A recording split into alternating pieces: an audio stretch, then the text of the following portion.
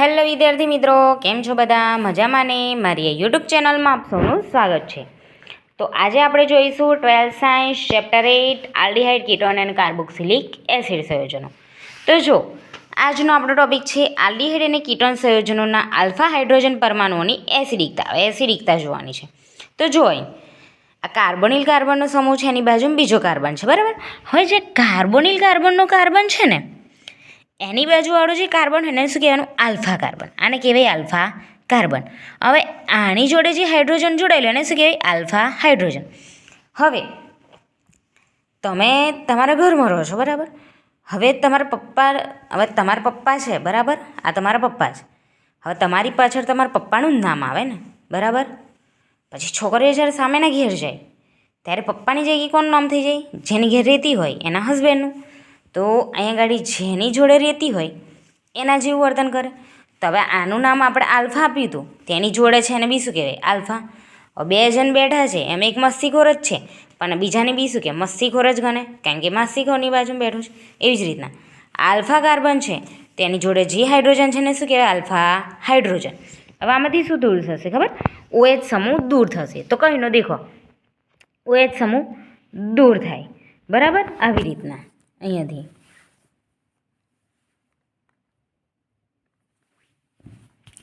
હવે આમાંથી OH દૂર થશે.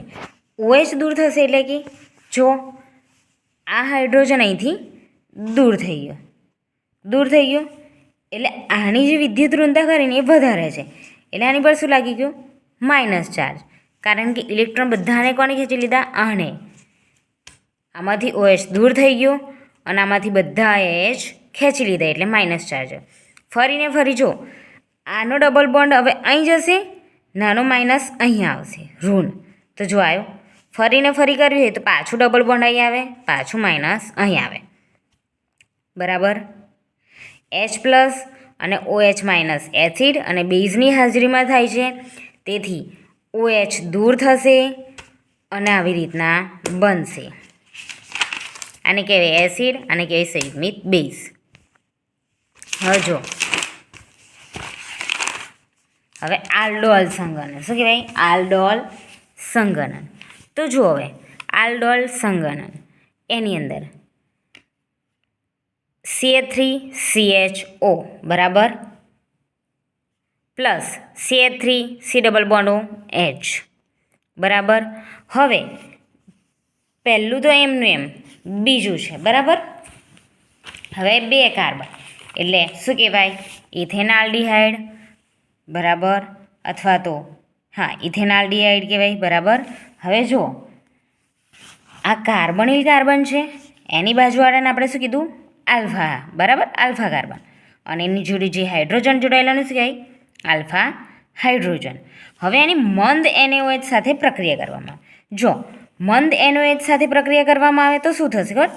આનો હાઇડ્રોજન દૂર થઈને અહીંયા જોડાશે, બરાબર. આવી રીતના જો સમજાઈ દો. બે કાર્બન એટલે ઇથેનાલ્ડીહાઇડ, બરાબર. CHO એટલે આલ્ડીહાઇડ કહેવાય અને બે કાર્બન એટલે ઇથેનાલ્ડીહાઇડ. જો આને કહેવાય આલ્ફા કાર્બન. આને આપણે કશું કહેવાનું નહીં હમણાં. આને કહેવાય આલ્ફા કાર્બન, બરાબર. કેવી રીતના? આ જે કાર્બોનિલ કાર્બન ખરો ને એની બાજુવાળો જે કાર્બન હોય ને CH3 સમૂહ, આર એટલે આલ્કાઇલ, CH3 સમૂહ એને કહેવાય આલ્ફા કાર્બન અને હાઇડ્રોજનને આલ્ફા હાઇડ્રોજન. તો આમાંથી હાઇડ્રોજન ખરું ને દૂર થશે.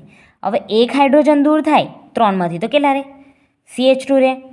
આ હાઇડ્રોજન છે ને અહીં જોડાશે તો જો આવી રીતના બનશે CH3COH, આ H જોઈન થઈ જશે, બરાબર. હવે શું થશે ખબર? આનો નિયમ છે કે હવે આટલું પૂરું. હવે આની જોડે ખરું ને કોણ જોડાય ખબર? આ જે કાર્બોનિલ કાર્બનનો જે આલ્ફા હતો ને, આ બાજુવાળો આલ્ફા, એ જ આની જોડે જોડાઈ શકે, બીજો કોઈ જોડાય નહીં. આ બી ના જોડાઈ શકે કે આ બી નહીં, પણ જે આલ્ફા કાર્બન ખરો ને એ જ જોડાય. તો કેટલું વધેલું આમાં? CH3માંથી એક H ગયેલો તો CH2 રહેલો, તો CH2C ડબલ બોન્ડ H થઈ ગયું. તો આને કહેવાય બીટા હાઇડ્રોક્સી નિપજ એટલે કે આલ્ડોલ. આને કહેવાય આલ્ફા. કાર્બોનિલ કાર્બનના બાજુવાળાને આલ્ફા કહેવાય, આને કહેવાય બીટા. તો બીટા પર આવેલું છે એટલે બીટા હાઇડ્રોક્સી નિપજ, એને કહેવાય આલ્ડોલ. હવે આમાંથી H2O દૂર કરું. કઈનો H2O? આલ્ફાનો H અને બીટાનો OH. હવે જુઓ CH3 એમને એમ, કારણ કે એ કશું અડ્યું નહીં. IBCH એમને એમ, બરાબર. હવે જો આ OH દૂર થયું એટલે કશું રહ્યું નહીં, એટલે એમનું એમ. અહીંયાથી હાઇડ્રોજન દૂર થયો, આલ્ફા પરનો હાઇડ્રોજન અને બીટા પરનો OH, તો H2O દૂર થયો. તો હવે એક H દૂર થયો તો બેમાંથી એક ગયો એટલે કેટલા રહે? એક રહે. તો CH bond C11O bond H. હવે 1 2 કાર્બનની સંયોજકતા કેટલી? 4. તો 1 2 તો પૂરી થઈ, હજી કેટલી રહી? 2. તો બની ગયું આવું. તો આને કહેવાય 1 2 3 ને 4 કાર્બન એટલે બ્યુટ. બીજા નંબરના કાર્બન પર ડબલ બોન્ડ એટલે 2 ઇનાલ કીટોન છે, ડબલ બોન્ડ O એટલે કે શું કહેવાય? બ્યુટ 2 ઇનાલ એટલે આલ્ડોલ સંગનન. જોઈ લો હવે આવી પ્રક્રિયા પૂરેપૂરી. હવે ત્રીજી જો શું કીધું છે? હવે મંદ NaOHની હાજરીમાં કીધું છે, બરાબર. આવી રીતના છે અને એ થોડીક અલગ છે, જોઈ લો.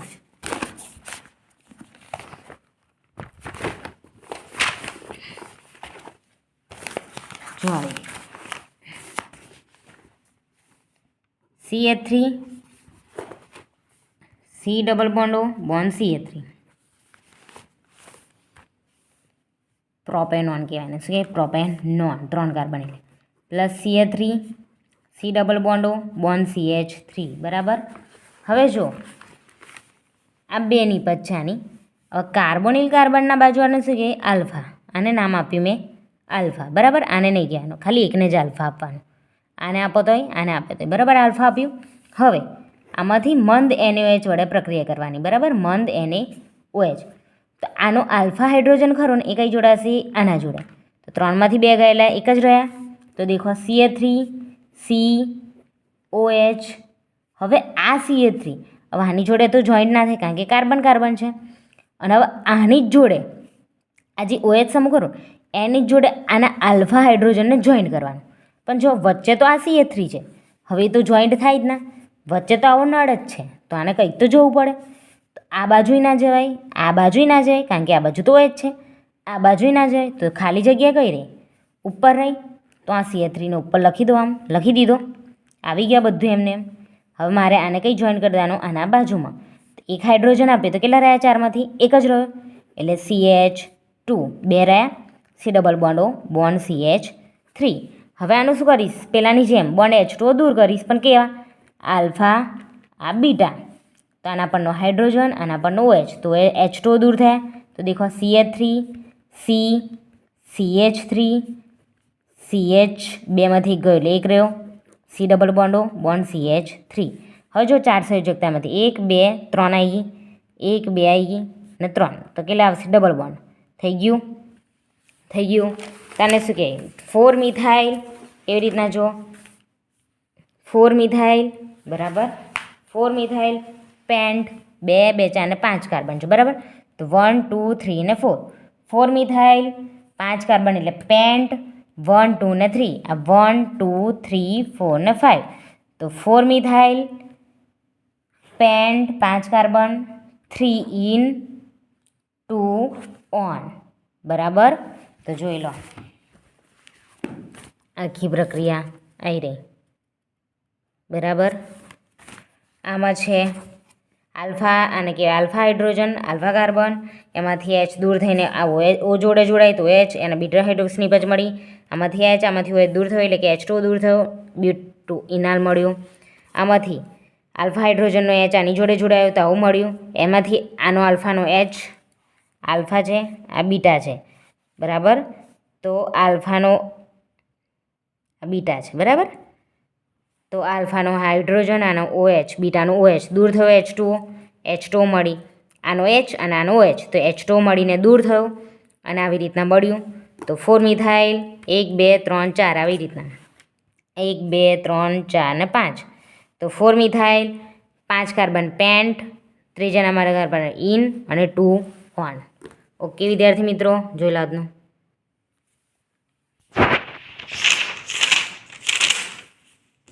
જો મારો વિડીયો ગમ્યો હોય તો લાઈક શેર અને સબસ્ક્રાઈબ કરજો. મળીએ નેક્સ્ટ વિડીયોમાં. Bye bye.